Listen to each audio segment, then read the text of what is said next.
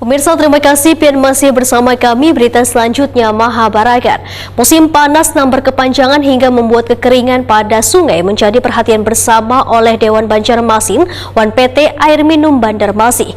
Berdampak pada suplai banyu baku berkurang, namun mengakibatkan distribusi banyu barasi turut berkurang ke pelanggan. Musim panas yang berkepanjangan hingga membuat kekeringan pada sungai menjadi perhatian bersama oleh Dewan Banjarmasin wan PT Air Minum Banjarmasin. Berdampak pada suplai banyu baku berkurang yang mengakibatkan distribusi banyu barasi turut berkurang ke pelanggan. Hasil komunikasi dengan Direksi PT Air Minum Banjarmasin menyatakan bila perusahaan banyu barasi tersebut sudah mengambil beberapa langkah kebijakan untuk mengatasi permasalahan tersebut. Di antaranya daerah nang jauh atau terujung dari pusat distribusi atau pelayanan nang aliran banyunya kada sampai akan ditangani dengan menggunakan tangki, supaya warga tetap mendapatkan pelayanan banyu barasi. Demikian dipadahkan Ketua Komisi 2 DPRD Banjarmasin Awan Subarkah, Waitakoni Prima TV, tengah hari Senin 2 Oktober 2023.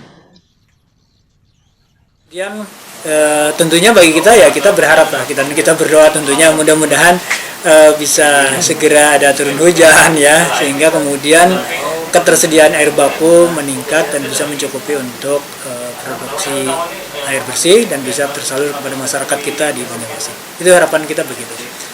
Dan menurut saya langkah-langkah yang dilakukan oleh PDAM sudah cukup bagus ya, artinya di mana masyarakat yang memang ada kendala distribusi air tidak sampai, kemudian langkahnya adalah dengan dikirim melalui tangki. Itu kan solusi ya. Jangan dibiarkan masyarakat kemudian tidak mendapatkan air bersih sama sekali.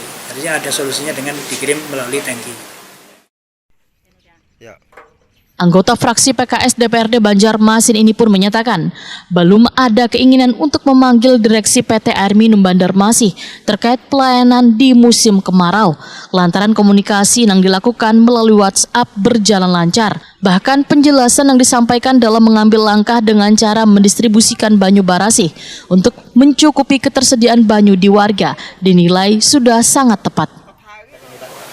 Untuk sementara belum, baru komunikasi secara by WA dan telepon saja kepada Direktur Utama PDAM untuk penanganan itu, dan beliau menyampaikan itu penanganan sementaranya menggunakan pengiriman air bersih melalui tangki-tangki. Awan Subarkah berharap hujan akan segera turun supaya banyu sungai kada mengalami kekeringan. Wan distribusi banyu bisa kembali lancar nang kaya biasanya.